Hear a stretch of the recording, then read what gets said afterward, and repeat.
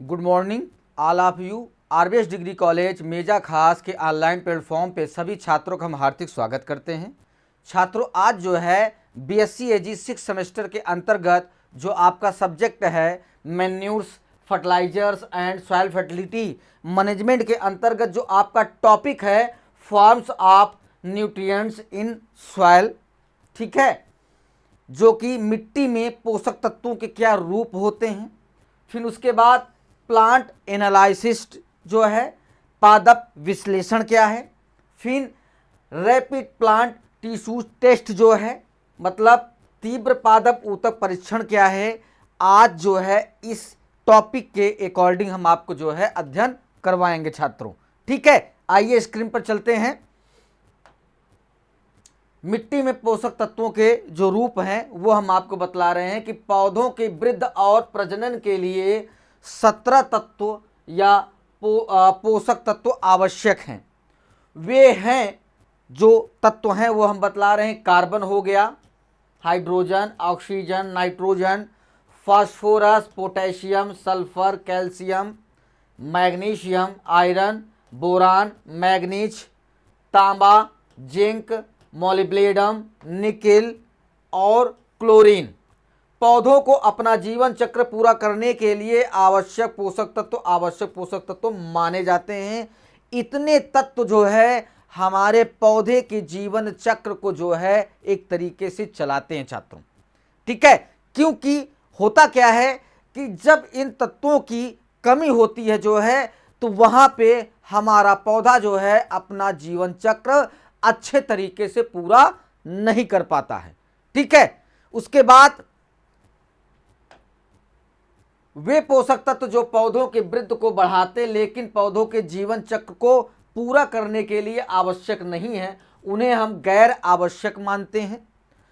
उनमें से कुछ जैसे कि सिलिकॉन को पोषक तत्व की उपलब्धता में सुधार करने के लिए दिखाया गया है, इनका उपयोग किया गया है, मगर कहीं कहीं पे सिलिकॉन का उपयोग जो है नहीं होता है, क्योंकि वो प्राकृतिक रूप से जो है उस मृदा में बने रहते हैं।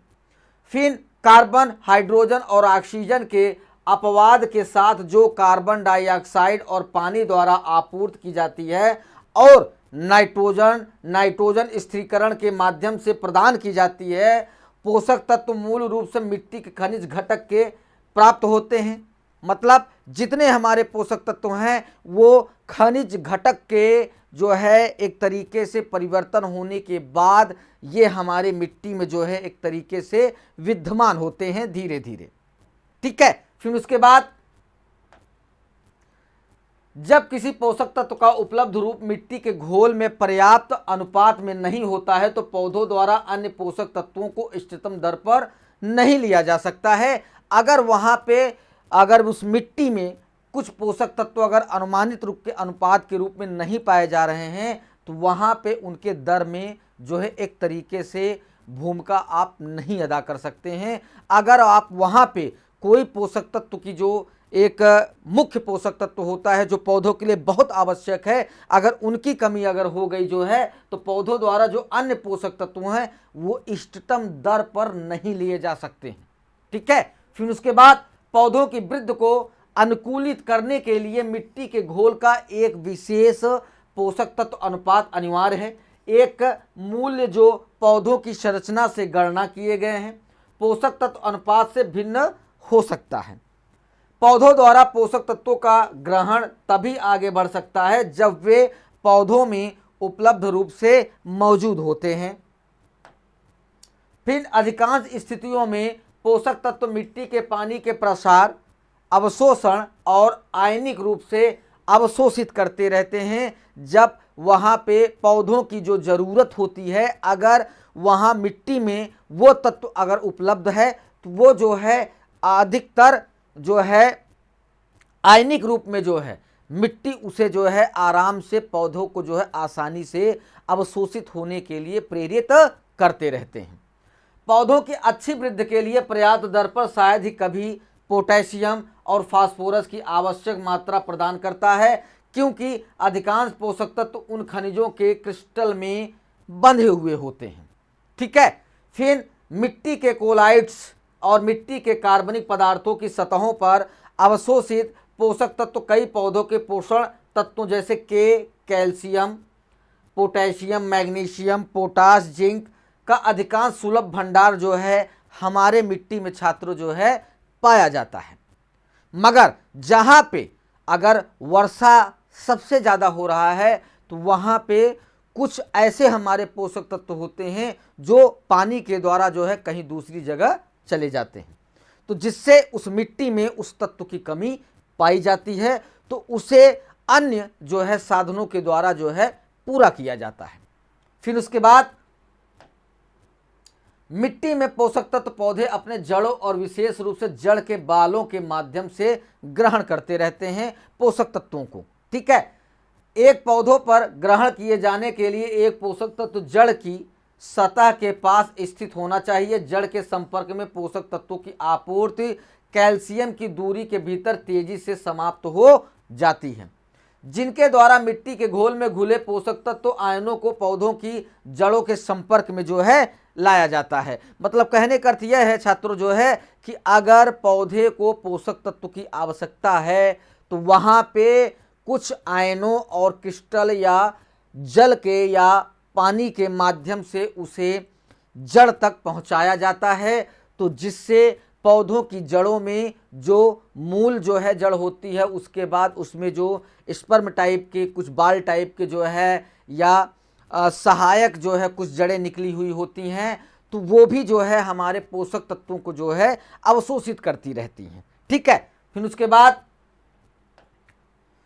पानी के बड़े पैमाने पर उसका प्रवाह होता है, जल के भीतर भी प्रसार होता है, जड़ वृद्ध पर जो है अवरोधन होता है जो है, तो जिससे मिट्टी के अंदर जो भी हमारा पोषक तत्व है जो है उसे भली प्रकार से पौधा अपने जीवन चक्र को पूरा करने के लिए जो है अपने सही संतुलित मात्रा में उसे तत्व को अवशोषित करते रहते हैं। फिर सभी तीन तंत्र एक साथ काम करते हैं, लेकिन एक या दूसरा तंत्र किसी विशेष पोषक तत्व के लिए सबसे महत्वपूर्ण हो सकता है। पौधों रात में भी पोषक तत्व लेना जारी रख सकते हैं जब जड़ों में पानी धीरे धीरे अवशोषित होता है, क्योंकि रंध्र बंद होने के बाद वाष्पोत्सर्जन की प्रक्रिया लगभग बंद ही हो जाती है। मगर कुछ पौधे ऐसे भी हैं छात्रों जो है जो कि रात के समय भी जो है ये क्रियाएं अपना प्रारंभ रखते हैं।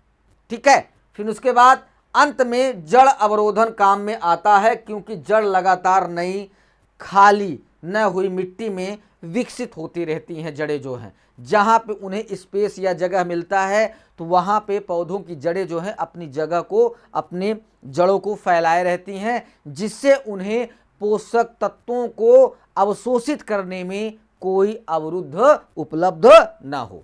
ठीक है, फिर उसके बाद इसी तरह से जड़ें नैनो पार्टिकुलेट और कार्बनिक पदार्थ जैसे नैनो मटेरियल को भी अवशोषित करने में सक्षम होते हैं। फिर उसके बाद सारणी के रूप में हम आपको बता रहे हैं कि पौधों के पोषक तत्व उनके रासायनिक प्रतीक और आयनिक रूप से जो मिट्टी में आम हैं और पौधों को ग्रहण के लिए उपलब्ध हैं, वो हम बता रहे हैं कि ये तत्व हमारा जैसे कार्बन है जिसे हम प्रतीक में C प्रदर्शित करते हैं। फिर ये आयन और अणु इसका किस तरीके काम करता है पौधों को लेने के लिए अवशोषित करने के लिए, तो यहाँ पे CO2 ज़्यादातर पत्ती और जड़ कूड़े के माध्यम से जो है अपना जो है अवशोषण करते रहते हैं पौधे। फिर हाइड्रोजन आपका H हुआ, H जो पानी में पाया जाता है, पानी के माध्यम से पौधे उसे लेते रहते हैं। फिर ऑक्सीजन आपका आता है जिसका प्रतीक O है, और O2 माइनस या OH minus CO3 minus 2 SO4 2 minus CO2 जो आयन इसके होते हैं हमारे ऑक्सीजन के, जो पौधे इसी माध्यम से जो है अपने पौधे पोषक तत्वों को अवशोषित करते रहते हैं। फिर आपका फास्फोरस आता है इसी तरीके। फिर जो है H2PO4 HPO4 2 माइनस फास्फोरस के अकॉर्डिंग इसको लिया जाता है। पोटेशियम आपका K प्लस के रूप में, नाइट्रोजन N के जो रूप में जो है, जो कि NH4 plus NO3 minus ammonium nitrate के रूप में जो है पौधे उसे ग्रहण करते हैं। कैल्शियम आपका हुआ जिसे CO2 प्लस के रूप में जो है ग्रहण करते हैं। लोहा आपका हुआ Fe2 प्लस Fe3 प्लस लोह तत्व के रूप में इसे जो है पौधे अवशोषित करते रहते हैं। फिर उसके बाद तत्व में जो है मैग्नीशियम आपका आया, मिलीग्राम के रूप में इसे लिया जाता है, जो कि आयन इसका अणु जो है Mg2 प्लस के रूप में। फिर बोरान आपका है H3BO3H2BO3BOH4 प्लस के रूप में जो है पौधे इसे लेते हैं। मैग्नीशियम आपका हो गया Mn2 प्लस के रूप में। तांबा हो गया घन CO2 प्लस के रूप में। जस्ता आपका हो गया जिंक हो गया। मोलिब्लेडम हो गया MoM4 2 माइनस के रूप में, जो कि मोलिब्लेडम के रूप में इसे जो है तत्व को लिया जाता है। फिर आपका क्लोरीन आता है Cl माइनस के रूप में। फिर उसके बाद जो है मिट्टी में मकई के पौधों की जड़ों को पौधों के पोषक तत्वों की आपूर्ति के तंत्र के रूप में द्रव्यमान प्रवाह, प्रसार और जल अवरोधन का अनुमानित जो सापेक्ष महत्व है वो हम आपको बतला रहे हैं कि जो पुष्टिकार है नाइट्रोजन जो कि द्वारा आपूर्ति किया गया अनुमानित प्रतिशत है जन प्रवाह, जल अवरोधन और प्रसार। ठीक है, तो नाइट्रोजन किस तरीके हमारे पौधों में क्या कहते हैं अवशोषण की प्रक्रिया को कंप्लीट करता है और किस तरीके लेता है वो हम बता रहे हैं आपको कि जन प्रवाह में जो है ये 98.8 के रूप में जो है अपने को अवशोषित करता है। फिर जल अवरोधन में जो है 1.2 एक तरीके से अवरुद्ध करता है। प्रसार में 0 है। फास्फोरस में 6.3 आपका 2.8 90.9 के रूप में। पोटेशियम आपका हुआ 20.0 2.3 और 7.7 के रूप में इनका जो है एक तरीके से जल अवरोधन जो अनुमानित प्रसार करते हैं वो इस पॉइंट में जो है अपना पौधे जो है जीवन चक्र को जो है पूरा करते हैं छात्रों। फिर उसके बाद कैल्शियम आपका हो गया 71.4 to 8.6 और 0। गंधक आपका हो गया 95.0 5.0 और 0। फिर मोलिब्लेडम आपका हो गया 95.2 4.8 और 0 जो है। मतलब उपरोक्त तालिका में फास्फोरस और पोटेशियम पोषक तत्व तो मिट्टी के पानी के घोल में बड़े पैमाने पर प्रवाह की तुलना में प्रसार द्वारा अधिक स्थानांतरित होते हैं, मतलब एक जगह से दूसरी जगह जाते हैं क्योंकि वे जड़ों द्वारा तेजी से ग्रहण किए जाते हैं, अवशोषित किए जाते हैं। इसी वजह से ये एक स्थान से दूसरे स्थान पर सबसे ज्यादा जाते हैं छात्रों जो है। ठीक है, फिर उसके बाद कार्बन आता है आपका। पौधे प्रकाश संश्लेषण कार्बोरेक्सिलेशन के माध्यम से वायुमंडलीय कार्बन डाइऑक्साइड से अपना कार्बन प्राप्त करते हैं, जिसमें मिट्टी के घोल से घुले हुए कार्बन को शामिल करना चाहिए और जड़ों द्वारा श्वसन किया गया CO2 प्रकाश संश्लेषण करने वाले पौधों में CO2 की एक महत्वपूर्ण मात्रा का योगदान होता है, जिससे पौधे अपने कई जीवन चक्र को अच्छे तरीके से जो है अपने सही और संतुलित अनुपात में जो है पौधे अपना विकास करते हैं। फिर उसके बाद नाइट्रोजन आपका आता है। नाइट्रोजन मिट्टी से पौधों द्वारा प्राप्त किए जाने वाले सबसे महत्वपूर्ण तत्व है। नम उष्ण कटिबंधीय जंगलों में छोड़कर जहां फास्फोरस मिट्टी का सीमित पोषक तत्व है और नाइट्रोजन की कमी अक्सर पौधों के वृद्धि को सीमित कर देता है, जो कि नाइट्रोजन की कमी के द्वारा ये पौधे प्रभावित होते हैं। पौधे नाइट्रोजन का उपयोग या तो अमोनियम धनायन NH4 प्लस के रूप में या आयन नाइट्रेट NO3 माइनस के रूप में जो है ग्रहण करते हैं। फिर फास्फोरस आपका आता है छात्रों जो है।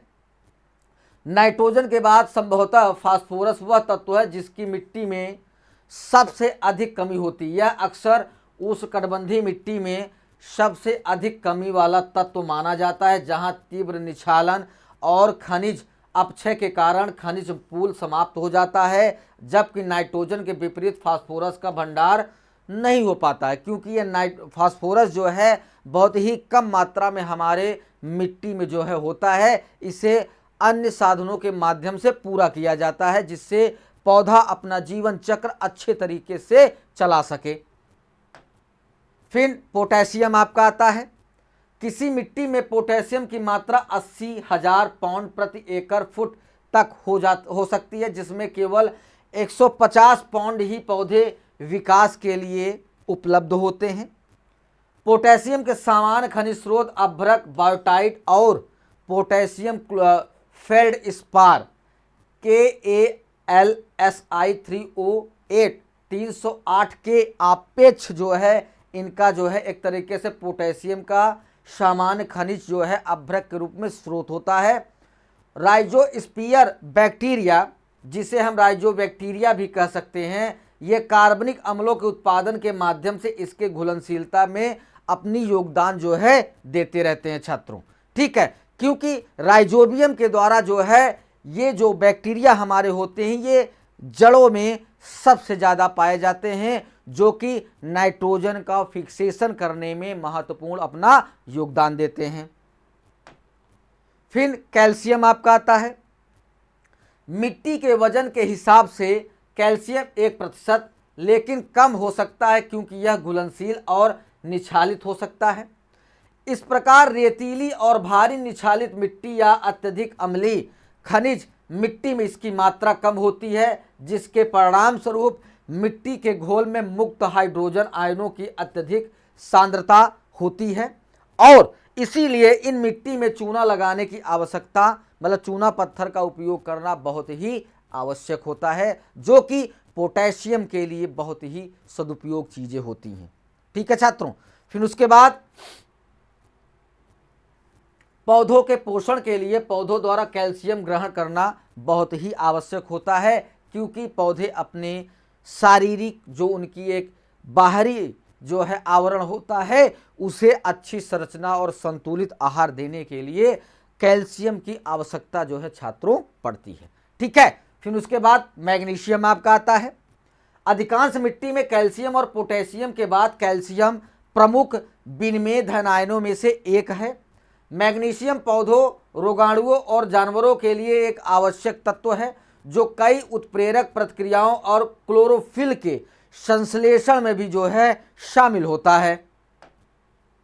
फिर प्राथमिक खनिज जो मैग्नीशियम जारी करते हैं। मिट्टी में मैग्नीशियम की सांद्रता आमतौर पर पौधों के इष्टतम विकास के लिए पर्याप्त होती हैं, लेकिन भारी वर्षा से लीचिंग के कारण अत्यधिक खराब और रेतीली मिट्टी मैग्नीशियम की कमी हो सकती है।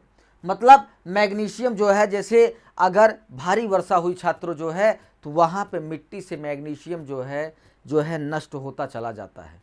तो फिर इस चीज़ को हमें पूरा करने के लिए जो है हमें अन्य साधनों का उपयोग जो है अपने मिट्टी में करेंगे, तभी इन तत्वों का जो है संतुलित अनुपात जो है पौधे जो है अवशोषित करेंगे और पौधा अच्छे तरीके से जो है उत्पादन देगा।